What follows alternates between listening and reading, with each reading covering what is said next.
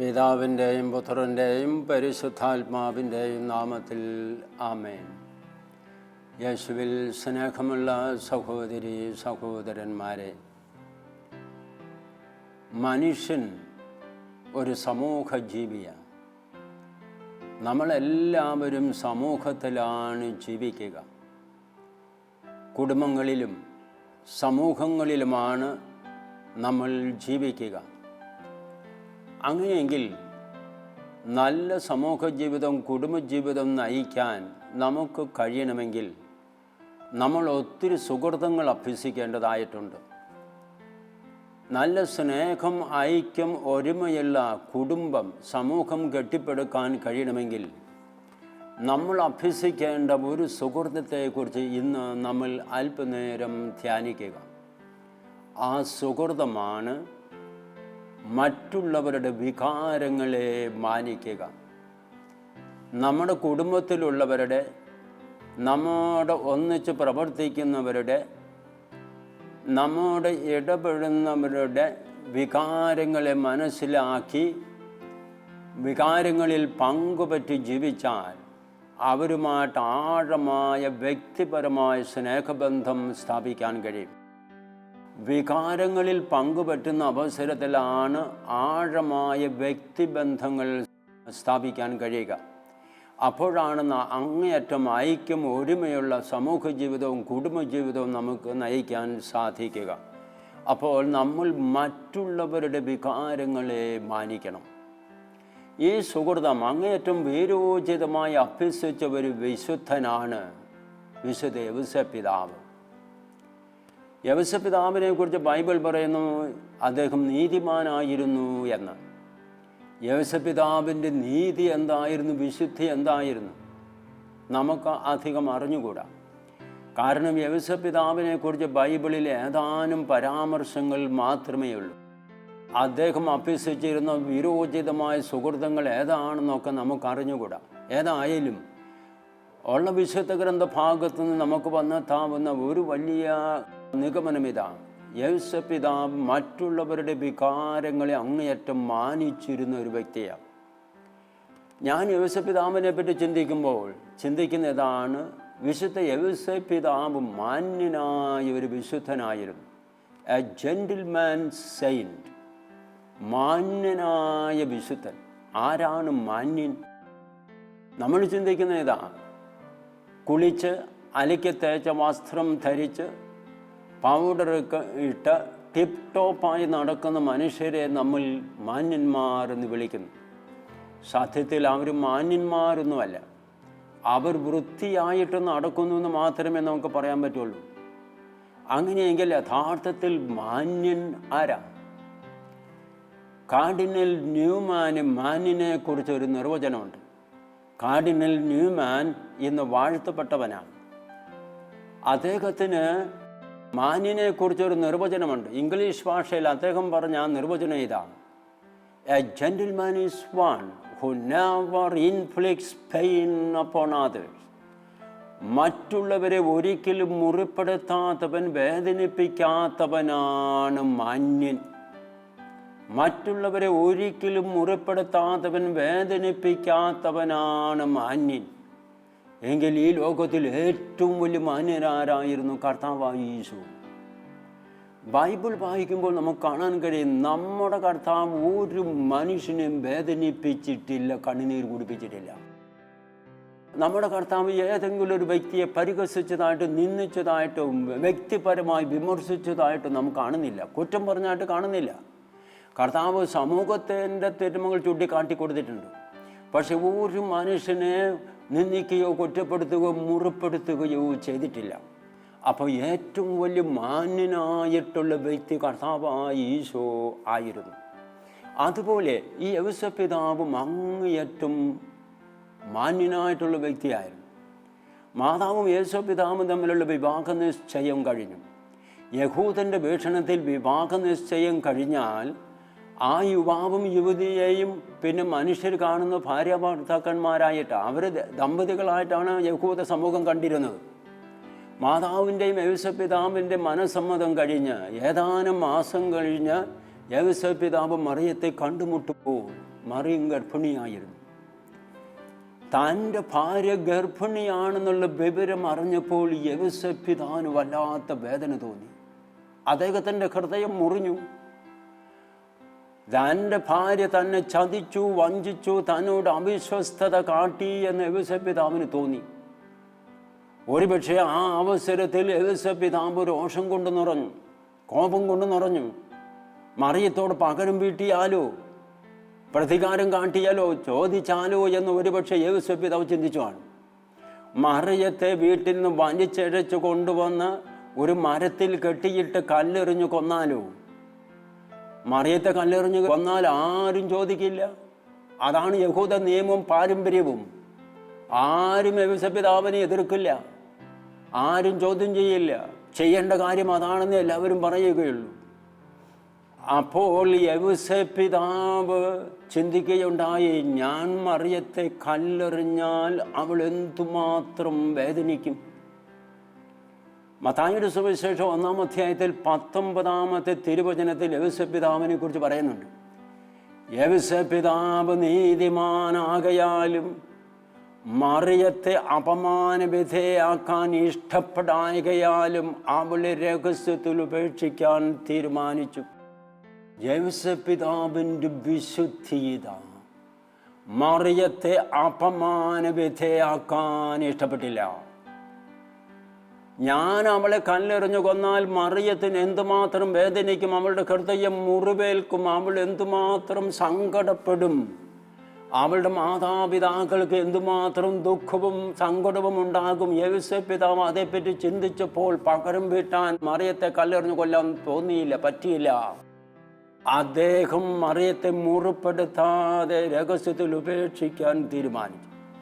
ആ സമയത്തിലാണ് ദൈവം പ്രത്യക്ഷപ്പെടുക. സഹോദരങ്ങളെ, നമ്മളൊക്കെ ഓർക്കണം, മനുഷ്യന് നന്മ ചെയ്യുന്ന അവസരത്തിൽ ദൈവം പ്രത്യക്ഷപ്പെടും. അതോടൊപ്പം തന്നെ മനുഷ്യനോട് നമ്മൾ ക്രൂരമായി പെരുമാറിയാൽ ദൈവം പ്രൊട്ടസ്റ്റ് ചെയ്യും. മനുഷ്യനോട് ക്രൂരമായി പെരുമാറിയാൽ ദൈവം പ്രൊട്ടസ്റ്റ് ചെയ്യും. നമുക്കറിയാമല്ലോ, കായേൻ ആബേലിനെ കൊന്നു, ദൈവം പ്രൊട്ടസ്റ്റ് ചെയ്തു. കായേൻ, നിന്റെ സഹോദരൻ ആബേൽ എവിടെ? ദൈവം പ്രൊട്ടസ്റ്റ് ചെയ്യുകയാണ്.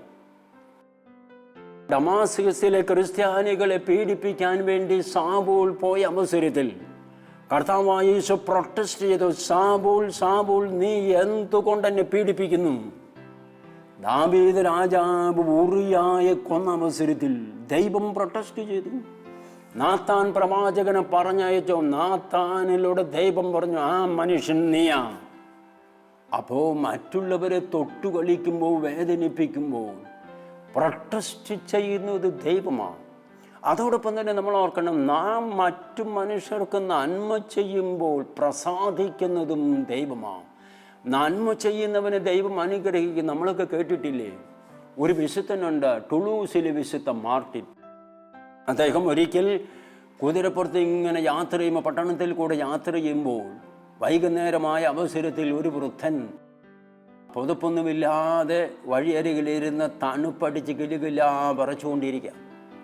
ഈ മാർട്ടിന് സഹതാപം തോന്നി കുതിരപ്പുറത്തുനിന്ന് ചാടി ഇറങ്ങി അദ്ദേഹം തൻ്റെ കമ്പിളി പുതപ്പ് ഒരു കഠാര കൊണ്ട് രണ്ടായി വെട്ടിക്കീറി ഒരു ഭാഗം ആ വൃദ്ധനെ പുതപ്പിച്ചിട്ട് അദ്ദേഹം കുതിരപ്പുറത്ത് കയറി തൻ്റെ ആശ്രമത്തിലേക്ക് പോയി പള്ളിയിൽ വന്ന് പ്രാർത്ഥിക്കാൻ തുടങ്ങിയപ്പോൾ കർത്താവായ ഈശോ മാർട്ടിൻ കൊടുത്ത, ആ പിച്ചക്കാരന് കൊടുത്ത കമ്പിളിപ്പുതപ്പും പുതച്ചുകൊണ്ട് കർത്താവായ ഈശോ വന്നിട്ട് മാർട്ടിനോട് പറഞ്ഞു, മാർട്ടിൻ, നീ എനിക്ക് തന്ന പുതപ്പാനിത്. തമ്പുരാൻ പ്രസാദിക്കുന്നു. നമ്മൾ കേട്ടിട്ടല്ലോ, വലിയൊരു വിശുദ്ധയുണ്ട്, CN4 വിശുദ്ധ കത്രീന. 6 വയസ്സുള്ളപ്പോൾ തുടങ്ങി ഭയങ്കര ദൈവാനുഭവമുള്ളൊരു വിശുദ്ധയായിരുന്നു. 33 വയസ്സ് വരെ ജീവിച്ചുള്ളൂ. പള്ളിക്കൂടത്തിൽ പോയിട്ടില്ല, എഴുതാനും വായിക്കാനും അറിയാൻ പാടില്ലാത്ത ഒരു വ്യക്തിയായിരുന്നു. പക്ഷേ ഇന്ന് അവളുടെ സഭയുടെ വേദപാരംഗതയായിട്ടുള്ളൊരു വിശുദ്ധ, എന്നും ഭയങ്കര പ്രാർത്ഥന, ഭയങ്കര ദൈവാനുഭവമുള്ള വിശുദ്ധ. ഒരിക്കലും അവൾ മുറിയിലിരുന്ന് ഇങ്ങനെ പ്രാർത്ഥിച്ചുകൊണ്ടിരിക്കുമ്പോൾ ഇടയ്ക്ക് പുറത്തേക്ക് നോക്കിയപ്പോൾ അവളുടെ വീടിൻ്റെ മുറ്റത്ത് ഒരു ഭിത്തിയിൽ ചാടി ഒരു പിച്ചക്കാരൻ ഇങ്ങനെ ചാടി തളർന്ന് ഉറങ്ങിക്കൊണ്ടിരിക്കുക. അവനെ കണ്ടതായിട്ടെന്ന് അടിക്കാതെ മറന്നുകൊണ്ട് അവൻ്റെ രൂപം മറന്ന് അവൾ പ്രാർത്ഥിക്കാൻ തുടങ്ങി. പ്രാർത്ഥിക്കാൻ തുടങ്ങിയ അവസരത്തിൽ ആ ധർമ്മക്കാരൻ്റെ രൂപം കൂടുതൽ തെളിമയോടുകൂടി തൻ്റെ ഭാവനയിൽ വരികയാണ്. അവളത് പല വിചാരമായി കണ്ട് അതിനെ അകറ്റാനായിട്ട് ശ്രമിച്ചു. വീണ്ടും പ്രാർത്ഥിക്കാൻ ശ്രമിച്ചപ്പോൾ അതിൽ കൂടുതൽ തെളിമയോടുകൂടി അവൻ്റെ രൂപം മനസ്സിലേക്ക് തേടി വന്നു. ഉടനെ ആ വിശുദ്ധ തൻ്റെ മുറിയിൽ നിന്ന് എഴുന്നേറ്റ് അടുക്കളയിൽ ചെന്ന് ഒരു റൊട്ടി എടുത്തുകൊണ്ടുവന്ന് ഈ മനുഷ്യന് കൊടുത്തു. ആ മനുഷ്യൻ റൊട്ടി സന്തോഷപൂർവ്വം സ്വീകരിച്ചു. എന്നിട്ട് പറഞ്ഞു, മോളെ, എനിക്ക് വിശപ്പ് മാത്രമല്ല, വല്ലാത്ത തണുപ്പുമുണ്ട്, അതുകൊണ്ട് എനിക്കൊരു പുതപ്പ് തരണം. ഉടനെ ആ വിശുദ്ധ പറഞ്ഞു, പുതപ്പൊന്നും ഞാൻ തരില്ല. ഞാൻ പാവപ്പെട്ട മനുഷ്യർ വരുമ്പോൾ എൻ്റെ വീട്ടിലുണ്ടായിരുന്ന സാധനങ്ങളെല്ലാം ഞാൻ എടുത്തു കൊടുത്തുകൊണ്ടിരുന്നു. അതുകൊണ്ട് എൻ്റെ അപ്പച്ചനും അമ്മച്ചിയും വിലക്കിയിരിക്കുക, ഇനി ഒരു സാധനവും വീട്ടിൽ നിന്ന് എടുത്തു കൊടുക്കാൻ പാടില്ല എന്ന് വിലക്കിയിരിക്കുക. അതുകൊണ്ട് ഞാനിനി ഒരു പുതപ്പും തരില്ല എന്നാ വിശുദ്ധ ആ പിച്ചക്കാരനോട് പറഞ്ഞു. അപ്പോൾ അദ്ദേഹം പറഞ്ഞു, മോളെ, അത് പോരാ, ഞാൻ തണുത്ത് വിറയ്ക്കുന്നു, എനിക്കൊരു പുതപ്പ് തന്നേ പറ്റും, നീ എനിക്കൊരു പുതപ്പ് താ. ആ അവസരത്തിൽ വിശുദ്ധയ്ക്ക് തോന്നി, എന്നാൽ എൻ്റെ പുതപ്പ് അങ്ങ് കൊടുത്തു കളയാം. ആ വിശുദ്ധ തൻ്റെ ബെഡ്റൂമിൽ പോയി താൻ ഉപയോഗിച്ചുകൊണ്ടിരുന്ന ഒന്നാം തരം കമ്പിളി പുതപ്പ് കൊണ്ടുവന്ന ഈ സാധു മനുഷ്യന് കൊടുത്തു. ആ സാധു മനുഷ്യൻ ഉടനെ ആ പുതപ്പും പുതച്ചുകൊണ്ട് എഴുന്നേറ്റ് പോയി. ആ വിശുദ്ധ തൻ്റെ മുറിയിൽ വന്ന് വീണ്ടും കണ്ണുകൾ അടച്ചിരുന്ന് പ്രാർത്ഥിച്ചപ്പോൾ കർത്താവായ യേശു പ്രത്യക്ഷപ്പെട്ടു. ഈ പാവപ്പെട്ട മനുഷ്യന് കൊടുത്ത പുതപ്പുമായിട്ടാണ് കർത്താവായ യേശു പ്രത്യക്ഷപ്പെടുന്നിട്ട് പറഞ്ഞു, മോളെ, ആ മുറ്റത്തിരുന്ന പിച്ചക്കാരൻ ഞാനായിരുന്നു. നീ നിൻ്റെ പുതപ്പ് എനിക്ക് തന്നില്ലേ, അതുകൊണ്ട് നിനക്ക് ഞാനൊരു കൃപ തരുന്നു. ഇനി ജീവിതത്തിൽ ഒരിക്കലും നിനക്ക് പുതപ്പ് പുതയ്ക്കേണ്ടി വരില്ല, തണുപ്പ് നിനക്ക് അനുഭവപ്പെടില്ല. നീ ഐസ് കട്ടയുടെ മുകളിലൂടെ നടന്നാലും നിനക്ക് തണുപ്പിനി ഉണ്ടാവില്ല, അടിക്കില്ല, തണുപ്പടിക്കില്ല. നമ്മൾ ഓർക്കുക, ആ പാവപ്പെട്ട മനുഷ്യന് നന്മ ചെയ്തപ്പോൾ ദൈവം പ്രസാദിക്കുന്നു. ഏതായാലും നമ്മൾ ഓർക്കണം, യൗസേപ്പ് പിതാവ് മാതാവിനെ അപമാന വിധേയാക്കണ്ട എന്ന് തീരുമാനിച്ച അവസരത്തിൽ ആ ദൈവം പ്രത്യക്ഷപ്പെട്ട പ്രശ്നത്തിന് പരിഹാരം കൊടുക്കുക. അപ്പോൾ അത് യേശുപിതാവിൻ്റെ പിതാവിൻ്റെ ഏറ്റവും വലിയ നീതി എന്ന്, മാതാവിനെ അപമാന വിധേയാക്കാൻ ഇഷ്ടപ്പെട്ടില്ല. സ്നേഹമുള്ള സഹോദരങ്ങളെ, കുടുംബജീവിതവും സമൂഹ ജീവിതവും നയിക്കുന്ന നമ്മൾ യൗസേപ്പ് പിതാവിൻ്റെ മനോഭാവം വച്ച് പുലർത്തണം. യൗസേപ്പ് പിതാവിൻ്റെ മനോഭാവം ഏതാ? എൻ്റെ വാക്ക്, പ്രവൃത്തി, സംസാരം, നോട്ടം, എൻ്റെ ജീവിത ശൈലി വഴി എൻ്റെ കുടുംബത്തിലെ ഒരംഗം, ഭാര്യയോ ഭർത്താവോ കുഞ്ഞുങ്ങളോ കണ്ണുനീർ വാർക്കാൻ ഞാൻ അനുവദിക്കുകയില്ല. എൻ്റെ ഒരു വാക്ക്, ഒരു പ്രവൃത്തി വഴി എൻ്റെ കുടുംബത്തിലെ ഒരംഗത്തിൻ്റെ മുഖം വാടാൻ ഞാൻ അനുവദിക്കുകയില്ല എന്ന് നമ്മൾ തീരുമാനിച്ചു കഴിഞ്ഞാൽ നമ്മുടെ എല്ലാവരുടെയും കുടുംബം സ്വർഗതുല്യമായ കുടുംബമായി മാറും. നമുക്കെല്ലാവർക്കും അറിയാമല്ലോ, യൗസേപ്പ് പിതാവിൻ്റെ കുടുംബത്തെയാണ് നമ്മൾ തിരുക്കുടുംബം എന്ന് വിളിക്കുക. നമ്മുടെയൊക്കെ കുടുംബങ്ങളും സമൂഹങ്ങളും തിരുക്കുടുംബങ്ങളാകണമെങ്കിൽ യൗസേപ്പ് പിതാവിൻ്റെ മനോഭാവം വേണം. അതായത് കുടുംബത്തിലെ അംഗങ്ങളുടെ, മറ്റ് സമൂഹത്തിലെ അംഗങ്ങളുടെ വികാരങ്ങളെ മാനിക്കാൻ കഴിയണം. അവർക്ക് എന്തു തോന്നും, എന്തുമാത്രം ദുഃഖം, സങ്കടം, വേദന, നിരാശ ഉണ്ടാകുമെന്നൊക്കെ നമ്മൾ ചിന്തിക്കണം. അപ്പം മറ്റുള്ളവൻ്റെ വികാരത്തെ മാനിക്കാൻ നമ്മൾ ശ്രമിച്ചാൽ നമ്മുടെ ഓരോരുത്തരുടെയും കുടുംബം തിരുക്കുടുംബമായി മാറും. സഹോദരങ്ങളെ, നമ്മൾ ഓർക്കുക, ആ നസറത്തിലെ തിരുക്കുടുംബത്തിൽ വലിയ പ്രശ്നം ഉണ്ടായിരുന്നു. അതൊരു നരകമായി മാറാമായിരുന്നു. നസറത്തിലെ തിരുക്കുടുംബം ഒരു നരകമായി മാറാമായിരുന്നു. അതോടൊപ്പം തന്നെ നമ്മൾ ഓർക്കുക, ആ നസറത്തിലെ തിരുക്കുടുംബത്തിൽ കലഹമുണ്ടാകാമായിരുന്നു. അവിടെ ഒരു വിവാഹമോചന കേസ് രജിസ്റ്റർ ചെയ്യാമായിരുന്നു. അവിടെ ഒരു ആത്മഹത്യ നടക്കാമായിരുന്നു. അവിടെ ഒരു കൊലപാതകം നടക്കാമായിരുന്നു. കാരണം വലിയ പ്രശ്നം ആ കുടുംബത്തിലുണ്ടായിരുന്നു, സംശയരോഗം. നമുക്കറിയാമല്ലോ, ഇന്ന് നമ്മുടെ നാട്ടിൽ ചെറുപ്പക്കാരായിട്ടുള്ള ദമ്പതികളുടെ ഇടയിൽ കാണുന്ന വലിയ ഒരു രോഗമാണ് സംശയരോഗം. ഭാര്യയുടെ ഭർത്താവിൻ്റെ ചാരിത്ര ശുദ്ധിയെക്കുറിച്ച് സംശയിച്ച് കലഹം, പിന്നെ വിവാഹമോചനത്തിന് കേസ് കൊടുക്കുക, പിന്നെ അട്ടിപ്പിട്ടിയായി, ആത്മഹത്യയായി, കൊലപാതകമായി, വലിയ പ്രശ്നം. പക്ഷേ നമ്മൾ ഓർക്കണം, യൗസേപ്പ് പിതാവിൻ്റെ മനോഭാവം വഴി പ്രശ്നമെല്ലാം നീരാവിയായിപ്പോയി. ആ നരകമാകാമായിരുന്ന കുടുംബം സ്വർഗമായി മാറി തിരുക്കുടുംബമായി. നമ്മൾ ഓർക്കണ യേശുപിതാവിൻ്റെ ഈ മനോഭാവം നമുക്ക് വേണം. മറ്റുള്ളവൻ എന്ത് വിചാരിക്കുന്നു, എന്തുമാത്രം വേദനിക്കും, ദുഃഖിക്കും, കണ്ണുനീർ വാർക്കും, സങ്കടപ്പെടുമെന്ന് നമ്മൾ ഓരോരുത്തരും ഒന്ന് ചിന്തിച്ചാൽ, മറ്റുള്ളവരുടെ വികാരത്തെ മാനിച്ചാൽ നമ്മുടെ കുടുംബങ്ങളെ, സമൂഹങ്ങളെ സ്വർഗതുല്യമാക്കാൻ കഴിയും. അതുകൊണ്ട് മറ്റുള്ളവരുടെ വികാരങ്ങളെ മാനിക്കാൻ നമ്മൾ ശ്രദ്ധിക്കുക. അതായത് നമുക്കുണ്ടാകേണ്ട ആധ്യാത്മികത മറ്റുള്ളവനെ കേന്ദ്രീകരിച്ചുകൊണ്ടുള്ള ആധ്യാത്മികത, അതർ സെൻറ്റേർഡ് സ്പിരിച്വാലിറ്റി. മറ്റുള്ളവനെ കേന്ദ്രീകരിച്ചുകൊണ്ടുള്ള ആധ്യാത്മികത. അവന് അവൾക്ക് എന്തു തോന്നും, എന്ത് ദുഃഖം തോന്നും, സങ്കടം തോന്നും, കണ്ണുനീർ വാർക്കും, ദുഃഖിക്കും, നിരാശരായിത്തീരും എന്നുള്ള ഒരു ചിന്ത. മറ്റുള്ളവൻ്റെ വികാരത്തെ മാനിക്കാൻ നമുക്ക് കഴിയണം.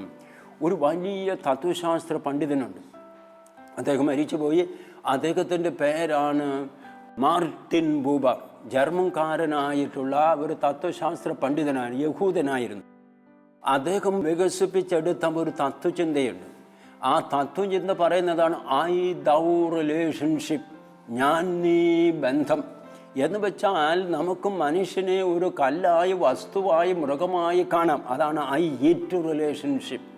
അതോടൊപ്പം തന്നെ മനുഷ്യന് നമുക്കൊരു വികാരമുള്ള വ്യക്തിയായി നോക്കിക്കാണാൻ കഴിയും. ഐ ദൗ റിലേഷൻഷിപ്പ് എന്നിങ്ങനെയുള്ള ഒരു വലിയ തത്വചിന്ത ഈ മനുഷ്യൻ വികസിപ്പിച്ചെടുത്തു. ഈ തത്വചിന്ത വികസിപ്പിച്ചെടുക്കുന്നതിൻ്റെ പിന്നിൽ അദ്ദേഹത്തിൻ്റെ ജീവിതത്തിൽ ഒരു സംഭവമുണ്ടായി. ആ സംഭവം നമ്മൾ ധ്യാനിക്കുന്നത് നല്ലതാണ്. അതിതാണ്, ജർമ്മനിയിലൊരു നിയമമുണ്ട്. പണ്ടുണ്ടായിരുന്നൊരു നിയമം, ഇന്നും ഉള്ളൊരു നിയമമാണ്. അതായത് ആരോഗ്യമുള്ള ചെറുപ്പക്കാർ എല്ലാവരും 5 വർഷം പട്ടാള സേവനം ചെയ്യണം. പട്ടാളത്തിൽ പോയി സേവനം ചെയ്യണം, നിർബന്ധിത പട്ടാള സേവനം. ആരോഗ്യമുള്ള എല്ലാ ചെറുപ്പക്കാരും നിർബന്ധിത പട്ടാള സേവനം ചെയ്യണം. 2ാം ലോകമഹായുദ്ധകാലത്ത് ജർമ്മനിയിലെ മിക്കവാറും എല്ലാ ചെറുപ്പക്കാരും യുദ്ധത്തിൽ പിടഞ്ഞു വീണ് മരിച്ചു. പിന്നെ ജർമ്മനിയിൽ യുദ്ധം ചെയ്യാൻ ആളില്ലാതെ വന്ന അവസരത്തിൽ ഹിറ്റ്ലർ ഓർഡറിട്ട് ചില ചെറുപ്പക്കാർക്ക് കത്തെഴുതി പട്ടാളത്തിൽ ചേരുക. പട്ടാളത്തിൽ ചേരാൻ പറഞ്ഞ ചെറുപ്പക്കാർക്ക് കത്തെഴുതി. ആ കത്ത് കിട്ടിയ അവസരത്തിൽ കത്ത് കിട്ടിയ ചെറുപ്പക്കാരെല്ലാം കിടുകിട്ട് വരയ്ക്കാൻ തുടങ്ങി. ഒരു ചെറുപ്പക്കാരന് ഈ കത്ത് കിട്ടി. ആ കത്ത് കിട്ടിയ അവസരത്തിൽ അവന് മനസ്സിലായി, ഞാൻ പട്ടാളത്തിൽ ചേർന്ന 1 മാസത്തിനുള്ളിൽ മരിക്കും. എന്നെ യുദ്ധക്കളത്തിലേക്ക് വിടും, അവിടെ യുദ്ധത്തിൽ ഞാൻ പിടഞ്ഞു വീണ് മരിക്കേണ്ടത് വരും. 1 മാസത്തിനുള്ളിൽ മരണം സുനിശ്ചിതമാണ്. ഇനി പോയില്ലെങ്കിൽ നാസി പടയാളികളൊന്ന് പിടിച്ചു കൊണ്ടുപോകും, അവർ പീഡിപ്പിക്കും, ഒരുപക്ഷെ കൊല്ലുകയും ചെയ്യും. അപ്പോൾ ഈ മനുഷ്യൻ പിശാചിനും കടലിനും മധ്യ ഭയങ്കര പ്രശ്നമായി. അവൻ്റെ ജീവൻ മരണ പ്രശ്നം. എന്തു ചെയ്യും, എങ്ങനെ ഈ പ്രശ്നത്തിന് രക്ഷപ്പെടാൻ കഴിയും എന്ന് ആ മനുഷ്യൻ ചിന്തിച്ചു. അപ്പോൾ തനിക്ക് ഉപദേശം നൽകാൻ പറ്റിയ ഒരാളുണ്ട്, ലോകപ്രസിദ്ധനായ തത്വശാസ്ത്ര പണ്ഡിതൻ, ദൈവശാസ്ത്ര പണ്ഡിതൻ മാർട്ടിൻ ബൂബർ. എന്നാൽ അദ്ദേഹത്തിൻ്റെ ഉപദേശം ഒന്ന് തേടിക്കളയാമെന്ന് വിചാരിച്ച് ഈ മനുഷ്യൻ ആ മാർട്ടിൻ ബൂബറിൻ്റെ അടുക്കൽ ചെന്നു. കോളിംഗ് ബെല്ലടിച്ച് മാർട്ടിൻ ബൂബറിനെ കാണാൻ വേണ്ടി ചെന്നപ്പോൾ മാർട്ടിൻ ബൂബർ ഈ ചെറുപ്പക്കാരനെ കണ്ടു. ചെറുപ്പക്കാരൻ ഉടനെ തൻ്റെ പ്രശ്നം പറയാൻ തുടങ്ങിയപ്പോൾ മാർട്ടിൻ ബൂബർ പൊട്ടിത്തെറിച്ചുകൊണ്ട് പറഞ്ഞു, എടാ, ഈ പ്രശ്നത്തിന് ഉത്തരം നൽകേണ്ടത് ഞാനാണോ? എനിക്കിതിന് ഉത്തരമൊന്നും പറയാൻ പറ്റില്ല. നീ എൻ്റെ അടുത്താണ് ഈ ഉപദേശം ചോദിച്ചത്. പുറത്തിറങ്ങി പോടാ എന്ന് പറഞ്ഞ് അവനെ ആട്ടി പുറത്താക്കി. ആ ചെറുപ്പക്കാരൻ ഉടനെ നേരെ പോയി ആത്മഹത്യ ചെയ്തു. അന്ന് ആ വിവരം മാർട്ടിൻ ബൂബർ അറിഞ്ഞപ്പോൾ അന്ന് മുതൽ മാർട്ടിൻ ബൂബർ ഞാമ്പഴിയാളി ചെല്ലാൻ തുടങ്ങി. അദ്ദേഹം ലോകത്തോട് പരസ്യമായി കുമ്പസാരിച്ചു, ഞാൻ ചെയ്തു പോയ ഏറ്റവും വലിയ പാപം ആ ചെറുപ്പക്കാരൻ്റെ വികാരത്തെ മാനിച്ചില്ല എന്നുള്ളതാണ്. അവൻ്റെ വികാരത്തെ മാനിച്ചില്ല. ഞാൻ അവനെ ഒരു മനുഷ്യനായി കണ്ടില്ല, വികാരമുള്ള ഒരു മനുഷ്യനായി കണ്ടില്ല. ഒരു മൃഗമായി, കല്ലായി, വസ്തുവായി ഞാൻ കണ്ടു. വികാരമുള്ളൊരു മനുഷ്യനായി കണ്ടില്ല. അവൻ വന്ന അവസരത്തിൽ അവനെ വിളിച്ചിരുത്തി. അവൻ പറയുന്നു ശ്രദ്ധാപൂർവം കേട്ട് അവൻ്റെ മിഴികളിൽ നിന്ന് കണ്ണുനീറും തുടച്ചു മാറ്റി അവനെ ഒന്ന് തലോടി സാന്ത്വനപ്പെടുത്തിയിരുന്നെങ്കിൽ ആ മനുഷ്യൻ ആത്മഹത്യ ചെയ്യുകയില്ലായിരുന്നു. എന്നാൽ അവൻ്റെ വികാരങ്ങളെ മാനിക്കാതെ ആട്ടി പുറത്താക്കിയപ്പോൾ ആ മനുഷ്യൻ പോയി ആത്മഹത്യ ചെയ്തു. സ്നേഹമുള്ള സഹോദരങ്ങളെ, നമ്മുടെയൊക്കെ ജീവിതത്തിൽ നാം ചെയ്തു കൂട്ടുന്ന പാപങ്ങളിൽ 80% പാപം മറ്റുള്ളവരുടെ വികാരങ്ങളെ മാനിക്കാത്തത് മൂലമാണ്. നമ്മുടെ കുടുംബത്തിലെ അംഗങ്ങളുടെ വികാരങ്ങളെ മാനിക്കാത്തതാണ് നാം ചെയ്യുന്ന ഏറ്റവും വലിയ തിന്മ. 80% പാപം മറ്റുള്ളവരുടെ വികാരങ്ങളെ മാനിക്കാത്തത് കൊണ്ടുണ്ടാകുന്ന പാപങ്ങളാണ്. നമുക്കിന്ന് വായിച്ച് ധ്യാനിക്കാനായിട്ട് ഞാൻ ഒരു തിരുവചനം സമർപ്പിക്കുകയും അതിതാണ് നമുക്കെല്ലാവർക്കും കാണാപ്പാഠം അറിയാവുന്ന ഒരു വചനമാണ്. അതിതാണ് സങ്കീർത്തനം 69:20. അവിടെ സങ്കീർത്തന കർത്താവ് പറയുക, എന്നോട് സഹതപിക്കുന്നവർ ആരെങ്കിലും ഉണ്ടോ എന്ന് ഞാൻ അന്വേഷിച്ചു ആരെയും കണ്ടില്ല. എന്നെ ആശ്വസിപ്പിക്കുന്നവരുണ്ടോ എന്ന് ഞാൻ അന്വേഷിച്ചു ആരുമുണ്ടായില്ല. എന്നോട് സഹതപിക്കുന്നവരുണ്ടോ, എൻ്റെ വേദനയിൽ പങ്കുപറ്റുന്നവരുണ്ടോ, എന്നെ മനസ്സിലാക്കുന്നവരുണ്ടോ എന്ന് ഞാൻ അന്വേഷിച്ചു ആരുമുണ്ടായില്ല. സഹോദരങ്ങളെ, നമ്മുടെ കർത്താവിനെ ഏറ്റവും കൂടുതൽ പീഡിപ്പിച്ചത് ആരാന്നറിയോ? ശത്രുക്കളല്ല. കർത്താവായ ഈശോയുടെ ജീവിതത്തിൽ യേശുവിനെ ഏറ്റവും കൂടുതൽ വേദനിപ്പിച്ചത്, കണ്ണുനീര് കൊടുപ്പിച്ചത് ശത്രുക്കളല്ല, ശിഷ്യന്മാരാ. നമ്മുടെ കർത്താവ് ഗെത്സമേൻ തോട്ടത്തിലേക്ക് കയറി ചെന്നു. മാർക്കോസ് സുവിശേഷകൻ പറയുന്നു, പീഡാനുഭവത്തിൻ്റെ അവസരത്തിൽ കർത്താവായ ഈശോ ഗെത്സമേൻ തോട്ടത്തിൽ ചെന്ന് അവിടെ തനിക്ക് വരാനിരിക്കുന്ന കുരിശ് മരണത്തെ കൊണ്ട് ഞെട്ടിപ്പിറയ്ക്കുകയാണ്. ആ അവസരത്തിൽ കർത്താവ് ശിഷ്യരോട് പറഞ്ഞു, എൻ്റെ ആത്മാവ് മരണത്തോളം ദുഃഖിതമായിരിക്കുന്നു. എൻ്റെ ആത്മാവ് മരണത്തോളം ദുഃഖിതമായിരിക്കും. നിങ്ങൾ എന്നോടുകൂടി ഉണർന്നിരുന്ന് പ്രാർത്ഥിക്കുവിൻ. ആ അവസരത്തിൽ നമ്മുടെ കർത്താവ് അല്പം പ്രാർത്ഥന കഴിഞ്ഞ് തിരിച്ചു വരുമ്പോൾ അപ്പസ്തോലന്മാർ എല്ലാവരും സുഖമായി കിടന്നുറങ്ങുകയാണ്. ഉടനെ കർത്താവിൻ്റെ ആ ഹൃദയം വേദനിച്ചുകൊണ്ട് അവിടുന്ന് ഒരു ചോദ്യം ചോദിച്ചു, ശിമയോനെ, 1 മണിക്കൂർ നിങ്ങൾക്ക് ഉണർന്നിരിക്കാൻ പറ്റിയില്ലേ? കർത്താവിൻ്റെ ഹൃദയത്തെ മുറിപ്പെടുത്തിയത് ഈ കൂട്ടുകാരുടെ നിർവികാരതയാണ്. കർത്താവ് തൻ്റെ മരണത്തെ കൊണ്ട് രക്തം വിയർക്കുന്ന അവസരത്തിൽ കൂട്ടുകാരൻ നിർവികാര പോത്തുപോലെ കിടന്നുറങ്ങുകയാണ്. യേശുവിൻ്റെ വേദന മനസ്സിലാക്കാൻ പറ്റില്ല. അതാണ് മറ്റുള്ളവൻ്റെ വികാരത്തെ മാനിക്കാതിരിക്കുന്നതാണ് ഏറ്റവും വലിയ തിന്മ. നമ്മൾ വായിക്കുന്നുണ്ടല്ലോ, 38 വർഷമായിട്ട് ബെത്സൈദ കുളക്കരയിൽ കിടന്ന തളർവാദ രോഗി. ആ മനുഷ്യനെ സഹായിക്കാൻ ആരുമില്ല. അവൻ്റെ ദയനീയ സ്ഥിതി അറിഞ്ഞ കർത്താവ് സഹായിക്കാൻ ചെന്നു. അവൻ്റെ വേദന അറിഞ്ഞ സഹായിക്കാൻ ചെന്നു. കർത്താവ് ചോദിച്ചു, നിനക്ക് സുഖം പ്രാപിക്കാൻ താല്പര്യമുണ്ടോ? ഓട്ടനെ അവൻ്റെ കംപ്ലൈൻ്റ് ഇതാ, തമ്പുരാനെതിരല്ല മനുഷ്യനെതിരെ. അവൻ കംപ്ലൈൻറ്റ് ചെയ്യുന്ന ദൈവത്തിനെതിരെയല്ല മനുഷ്യനെതിരെ. എന്നെ കുളത്തിലിറക്കാൻ എനിക്ക് ആരുമില്ല. എന്നോട് സഹതപിക്കുന്ന എൻ്റെ വേദനയിൽ പങ്കുപറ്റുന്ന ആരുമില്ല എന്നുള്ള. അങ്ങനെയെങ്കിൽ നമ്മളൊക്കെ ഓർക്കുക, നമ്മുടെയൊക്കെ സമൂഹത്തിലെ കുടുംബങ്ങളിലെ അംഗങ്ങളുടെ വികാരങ്ങളെ മാനിച്ചില്ലെങ്കിൽ അവർക്കൊക്കെ അങ്ങേറ്റം വേദന ഒന്നും. ഒരു ഉദാഹരണം പറഞ്ഞാൽ, സമയമില്ലാത്തതുകൊണ്ട് ഞാൻ പറയാം, ഒരു ഉദാഹരണം പറഞ്ഞാൽ, നമ്മൾ ഒരിക്കലും ഒരു വീട്ടിൽ ഭാര്യയും ഭർത്താവൊന്നും മിണ്ടൂല്ല. ഒരു വീട്ടിലെ ഭാര്യയും ഭർത്താവും ഞങ്ങൾ പോപ്പിൾ മിഷൻ ധ്യാനത്തിന് പോയ അവസരത്തിൽ കണ്ടുമുട്ടിയതാണ്. ഒരു വീട്ടിലെ ഭാര്യയും ഭർത്താവും തമ്മിൽ സംസാരിച്ചിട്ട് 25 വർഷമായി. 25 വർഷമായി ഒരാളും ഉള്ളു തുറന്നും മിണ്ടില്ല. അപ്പം നമ്മളൊക്കെ അറിയാം അവർ എന്തുമാത്രം ഭാരം വഹിക്കുന്നത്. ജോൺ പോൾ രണ്ടാമൻ മാർപ്പാപ്പ പറഞ്ഞ ഒരു ചിന്തയുണ്ട്. ആ ചിന്ത നമ്മളെല്ലാവരും കുടുംബജീവിതം നയിക്കുന്നവരൊക്കെ ധ്യാനിക്കുന്നതാണ്. അതിതാണ്, അടഞ്ഞ ഹൃദയമാണ് ഏറ്റവും മോശമായ തടവറ. അടഞ്ഞ ഹൃദയമാണ് ഏറ്റവും മോശമായ തടവറ. എങ്കിലും നമ്മൾ ഓർക്കണം, ഒരു വീട്ടിൽ ഭാര്യ ഭർത്താവ് മിണ്ടുന്നില്ല. ഒരാഴ്ച ഭർത്താവ് ഭാര്യയോട് മിണ്ടുന്നില്ലെങ്കിൽ ഭാര്യയെ കാരാഗ്രഹത്തിലിട്ട് പീഡിപ്പിക്കുക. ഭാര്യ ഭർത്താവിനോട് ഒറ്റ പോലും മിണ്ടുന്നില്ല, അവൻ്റെ കാര്യസത്താനും അല്ലെങ്കിൽ അവനെ കാരാഗ്രഹത്തിലിട്ട് പീഡിപ്പിക്കുകയാണ്. അങ്ങനെയെങ്കിൽ നമ്മുടെ സംസാരം, പ്രവർത്തനം, രീതി, പിന്നെന്താണ് ശപിക്കൽ, നമ്മളൊക്കെ ഓർക്കുക. ഒരു കുടുംബത്തിൽ കുടുംബനാഥൻ കുടിച്ച് നശിപ്പിക്കുമ്പോൾ ഭാര്യയുടെയും മക്കളുടെയും ഹൃദയത്തിൽ ഉണ്ടാകുന്ന മുറിവ് അത് ചെറിയൊരു പാപമാണോ? നിസ്സാരമായൊരു പാപമാണോ? അവരുടെ വികാരങ്ങളെ മാനിക്കാതെ ഇങ്ങനെ കുടിച്ച് നശിപ്പിക്കുമ്പോൾ പാത്രമെടുത്തെറിയുന്ന അവസരത്തിൽ നമ്മളോർക്കാം, ഭർത്താവ് വീട്ടിൽ വന്നിട്ട് പാത്രമെടുത്ത് ഉടയ്ക്കുകയാണ്, ഗ്ലാസ് പൊട്ടി. അതിനു പുറമെ അമ്മയുടെയും മക്കളുടെയും ഹൃദയം പൊട്ടി. വികാരങ്ങളെ നമ്മളൊക്കെ മാനിക്കുന്നുണ്ടോ? അപ്പോൾ ഇതാണ് മറ്റുള്ളവൻ്റെ വികാരങ്ങളെ മാനിക്കാതിരിക്കുന്നതാണ് ഏറ്റവും വലിയ പാപം. നമ്മളൊക്കെ ചെയ്യുന്ന ഏറ്റവും വലിയ പാപം അത് തന്നെയാണ്.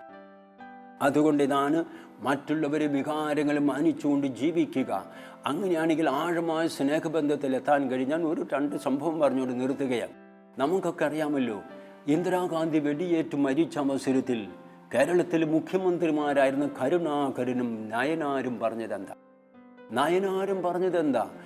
ഇന്ദിരാഗാന്ധി ചെയ്ത മഹത്തായ കാര്യങ്ങളെല്ലാം അവർ ഓർമ്മിച്ച കരുണാകരൻ ഡൽഹി ചെന്നപ്പോൾ കരുണാകരന് പുതയ്ക്കാനായിട്ട് ഇന്ദിരാഗാന്ധി ഒരു കമ്പിളി പുതപ്പ് കൊടുത്തു. അതാണ് കരുണാകരനും ഇന്ദിരാഗാന്ധിയും തമ്മിൽ സ്നേഹം ഉണ്ടാകാൻ കാര്യം നിസ്സാരം ഒരു കമ്പിളിപ്പുതപ്പ്. കരുണാകരൻ തണുത്ത് വിറയ്ക്കുന്നത് കണ്ടപ്പോൾ കമ്പിളിപ്പുതപ്പ് ഒരു ബന്ധമായി. അതുപോലെ നയനാർ ഇവിടെ മുഖ്യമന്ത്രി ആയിരുന്നപ്പോൾ രോഗം പിടിപെട്ട അവസരത്തിൽ ഇന്ദിരാഗാന്ധി ഫോൺ വിളിച്ചു ചോദിച്ചു, നയനാരെ സുഖമാണോ? എൻ്റെ സഹായം വല്ല ആവശ്യമുണ്ടോ? റഷ്യക്ക് പോകണോ? ചികിത്സയ്ക്കായി അമേരിക്കയ്ക്ക് പോകണോ? എൻ്റെ സഹായം ആവശ്യമുണ്ടോ? നയനാർ ഓർത്തത് തന്നോട് ഈ ക്ഷേമം അന്വേഷിച്ചതാണ്.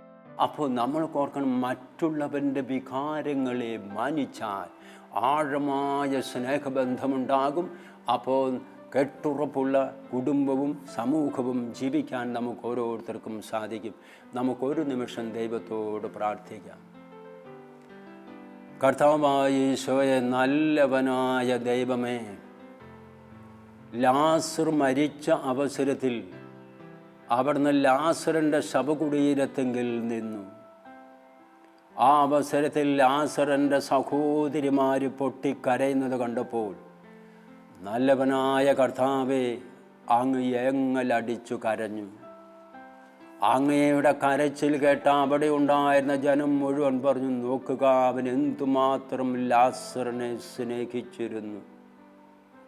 ലാസറിൻ്റെ നിര്യാണത്തിൽ അങ്ങ് വേദനിച്ചു. അങ്ങ് പൊട്ടിക്കരഞ്ഞ അവസരത്തിൽ കർത്താവേ, ലാസറിൻ്റെ സഹോദരിമാർക്ക് വലിയ ആശ്വാസമുണ്ടായി. ലാസറിനെ ഉയർപ്പിച്ചപ്പോൾ അവർക്കുണ്ടായ ആനന്ദം പോലെയുള്ളൊരു ആനന്ദം അങ്ങ് പൊട്ടിക്കരഞ്ഞ അവസരത്തിൽ അവർക്ക് അനുഭവപ്പെട്ടു. അവരുടെ വേദനയിൽ പങ്കുപറ്റിയപ്പോഴാണല്ലോ വലിയ ആശ്വാസമുണ്ടായത്. ലാസറിൻ്റെ സഹോദരിമാർ ആ കാരണത്താൽ അങ്ങയെ കൂടുതൽ സ്നേഹിക്കുകയും ചെയ്തു. നല്ലവനായ ഈശോയെ, ഞങ്ങളുടെ കുടുംബത്തിലുള്ളവരുടെയും അയൽപക്കങ്ങളിലുള്ളവരുടെയും കണ്ടുമുട്ടുന്ന മനുഷ്യരുടെയും വികാരങ്ങളെ മാനിച്ച് ആ വികാരങ്ങളിൽ പങ്കുപറ്റി അവരോട് അങ്ങേയറ്റം ഊഷ്മളമായ സ്നേഹബന്ധം പുലർത്തി ജീവിക്കാനുള്ള കൃപ ഞങ്ങൾക്ക് നൽകണമേ എന്ന് പ്രാർത്ഥിക്കുന്നു. പിതാവും പുത്രനും പരിശുദ്ധാത്മാവുമായ സർവേശ്വരായ എന്നേക്കും ആമേൻ.